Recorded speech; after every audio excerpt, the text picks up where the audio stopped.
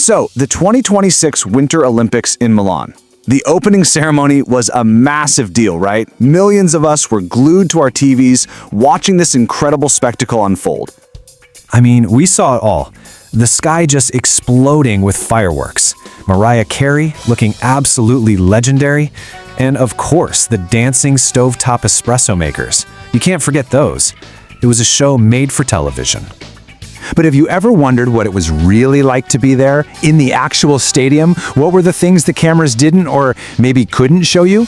Well, that's what we're going to get into. Okay, first up, let's pull back the curtain, because the show you saw at home was a totally different experience from the one people had sitting in the stands. And this is where it gets really interesting. On TV, everything looks so smooth, so flawless. But if you were there, you could see the whole machine at work. You had these huge cameras literally zipping on cables over your head. You'd catch glimpses of volunteers hustling to roll these giant props into place. And get this, there was a DJ completely off camera, just jamming out for hours, keeping the live crowd's energy up. And here's the funny part. Even if you were in the stadium, for some of the biggest moments, you still had to look up at the giant TV screens to see what was going on. And then there was the one thing you definitely couldn't experience from your couch: the cold. We're talking 40 degrees Fahrenheit. Now that might not sound that bad, but picture this. You're sitting on a hard plastic seat in a stadium with a roof that's only partially closed for 3.5 hours. Reporters that were saying they were cracking open hand warmers left and right. That's the kind of cold that seeps into your bones, you know? All right, so besides the behind-the-scenes action and, the freezing temperatures, what about the show itself? Well, at its core, this thing was a complete and total celebration of everything Italian. And what a whirlwind it was. I mean, they took us on this incredible journey.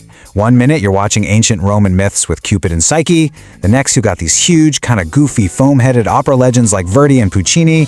Then you've got the coffee makers, a full-on high-fashion tribute to Giorgio Armani, and even performers creating these massive human collages of the Colosseum. It was eclectic, it was proud, and it was very, very Italian. But then, just when you thought you had the theme all figured out, the whole show just pivoted and brought in some serious global star power. Case in point, Mariah Carey. All of a sudden, there she is, sparkling in sequins and fur, and the stadium just erupts. And then she starts singing in Italian and hits this absolutely breathtaking high note. For those 4 minutes, everyone was just captivated. It was one of those moments that really just took your breath away. But the emotional high point of the night, that came a little later. As the Olympic torch was making its way into the stadium, the one and only Andrea Bocelli started to sing, and you could just feel it. That voice, it just filled the entire space, and it gave everyone, and I mean everyone, chills. It was just a moment of pure magic. You know, the energy wasn't just coming from the famous performers. The athletes themselves brought this incredible vibe, which was such a huge contrast to the quiet, empty stadium games we had during the pandemic. Oh, the Parade of Nations was just electric. I mean, you had a Brazilian athlete just randomly throw a backflip in the snow. The flag bearer for Austria was literally carried in on a teammate's shoulders. You saw the team from Czechia rocking these super bold, patterned outfits, and the Greek team came in with this cool, coordinated dance move. These athletes were just so hyped to be in front of a real roaring crowd again. So with all this amazing energy coming from the performers and the athletes, what was the actual vibe in the crowd? Well, it turns out it was a little complicated. It was a mix of pure joy and some pretty clear division. There were these moments of total unity, right? The moments that got the absolute loudest cheers of the night. Andrea Bocelli's incredible performance, of course, the home team Italy finally making their grand entrance, and wow, the moment the Olympic rings formed and fireworks just exploded out of them. In those moments, everyone was on the same page. Pure spectacle. But it wasn't all cheers. The real world definitely found its way into the stadium.